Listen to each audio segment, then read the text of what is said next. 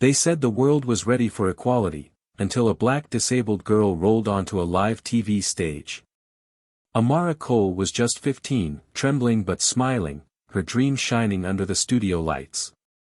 Then the host laughed, touched her wheelchair, and, accidentally, tipped it forward.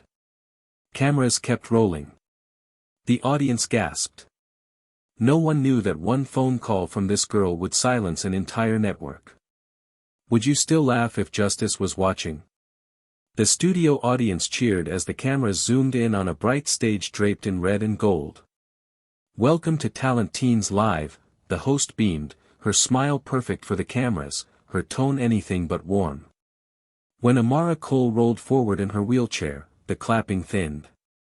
Becky Harris tilted her head, microphone in hand. "Oh, how brave of you to join us today," she said, her words sugar-coated with pity.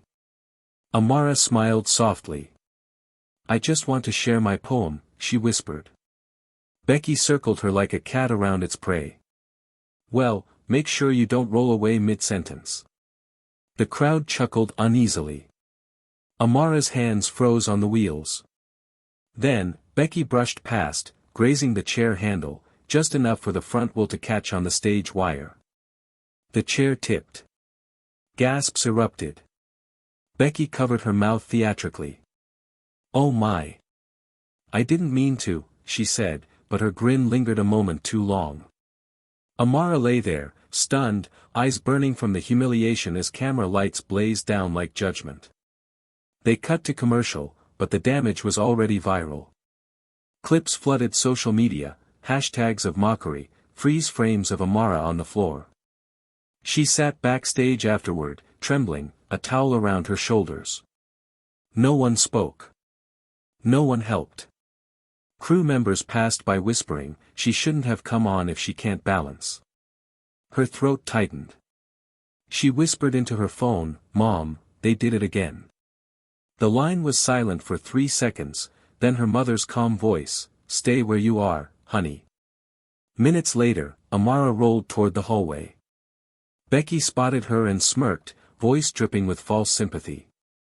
"Next time, sweetheart, maybe pick a poem about standing tall, huh?"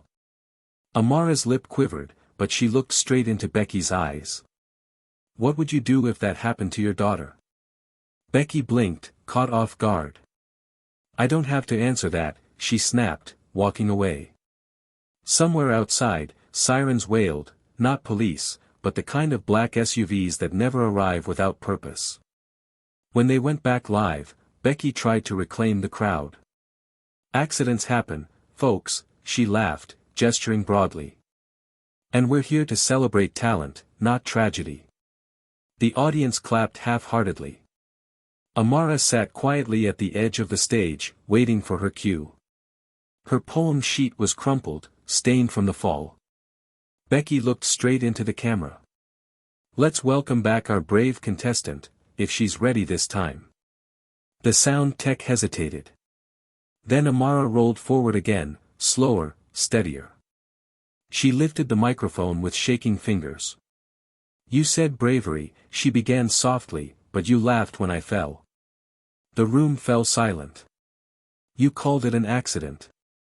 But my pain was your entertainment." Becky's smile tightened. "All right, that's enough, dear, let's not turn this into a speech." Amara didn't stop. "I wonder if you'll still laugh when truth airs live." Then her mother's voice broke in through the studio speaker system, calm, commanding, amplified across the building. "This broadcast is hereby suspended under federal regulation." The studio lights froze. Producers shouted. Becky turned pale. Who said that?" she stammered. The studio doors opened. A woman in a tailored navy suit entered, escorted by agents. Her ID badge read, Federal Communications Commission, Director Cole. She walked straight to the stage. "Becky Harris," she said evenly, "you are under review for public misconduct and violation of the Americans with Disabilities Act on live television." The host's microphone slipped from her hand. I didn't mean." Mrs. Cole didn't raise her voice. "My daughter asked to read a poem." You turned it into a spectacle. She paused. The show is cancelled, effective immediately. Amara lowered her head. Mom, I didn't want to ruin everything. Mrs. Cole knelt beside her. You didn't ruin anything, sweetheart. You just showed them what real strength looks like. As they left the stage, cameras still rolling, Becky's own apology attempt was drowned out by the sound of silence, the kind that ends careers. Later that night, the clip trended under a new hashtag, #StandTallAmara. And for the first time, millions saw that justice doesn't always wear a badge, it sometimes rolls on four small wheels and refuses to stay silent.